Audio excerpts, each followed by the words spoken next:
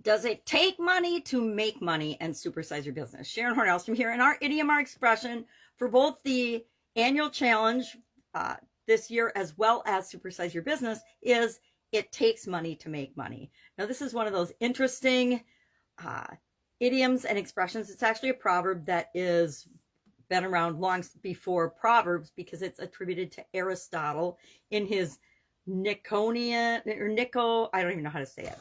Nicomachean or Nicomachean Ethics. He wrote that, and in that he shared that it takes money to make money. It takes resources to create more resources, is how I look at it.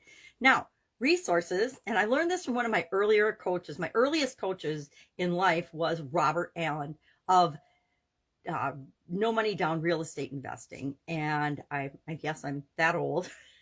And he was one of my favorite earliest coaches, right? When it came to real estate investing, the real estate industry. And he would go around, and I found this fascinating, to different cities with $100 in his wallet. And within 72 hours or 48 hours, he would buy a valuable piece of real estate for no money down. And he wouldn't know anybody. He would just be dropped off. And a lot of journalists took him up on this and dropped him in different cities and then wrote newspaper articles and magazine articles about his ability to actually do this. And he would buy, back in those days, 100,000 plus real estate properties for no money down. And all it means is he taught about using other people's money, other resources, right? To create faster what we want in our life, to create faster what we want in the world, than if we had to figure out a way to have it be all our own money, right?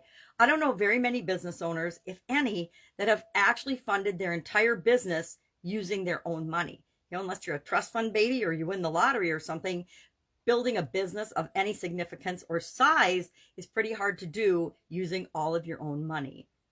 Now, real estate isn't the only industry. Every industry that I've run across, there's ways to use credit from vendors or credit from other people, angel investors, different type of venture capitalists, crowdfunding. There's all kinds of sources of funding. And nowadays, debt and banking and borrowing money is a way to fund our businesses. So does it take money to make money? I guess we can argue it both ways.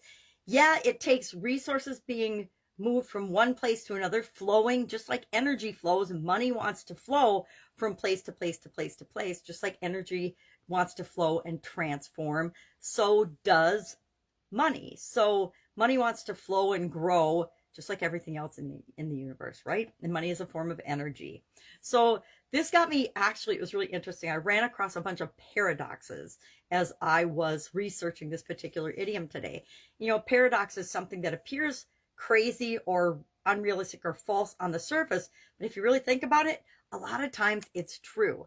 And to me, that's what this is. It takes money to make money is a paradox, because whatever we believe about it becomes our reality, becomes true for us. So if I believe I can't make any money or be happy until I make money and have money to do what I want, create what I want, have the freedom I want in my life, we can run into this circular problem where if it has to be me and I can't get the money from any other place and I don't know how I'm going to do it, I don't know is a paradox, by the way, I will become more and more confused and I won't really take action. I'll get more scared and I won't really do what I need to do to create the success that I want.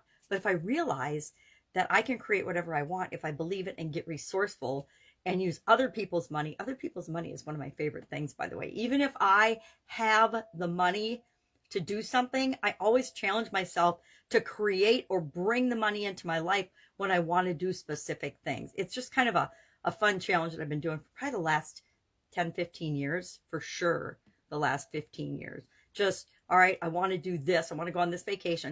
I'm not taking money out of savings to do this. What can I create? How can I create enough value to bring the resources I want into my life that allow me to do the thing I want to do? And so sometimes it's hard, sometimes it's fun. It's always challenging, which to me is fun.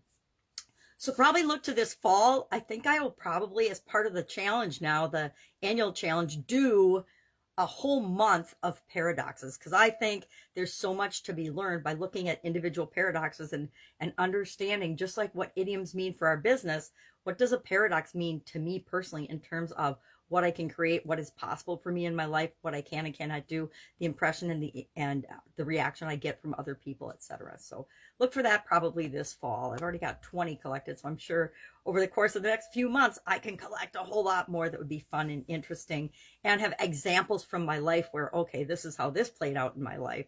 Because I think that sharing what we've learned and how we've learned it and the story of how we've learned it is really, really powerful. At least that's one of the best ways that I've learned. All right, any questions about this? I would love if you would share some of your examples below of it takes money to make money, how you believe that, or it doesn't take money to make money, and how you've used other people's money to help grow and fund and supersize your business.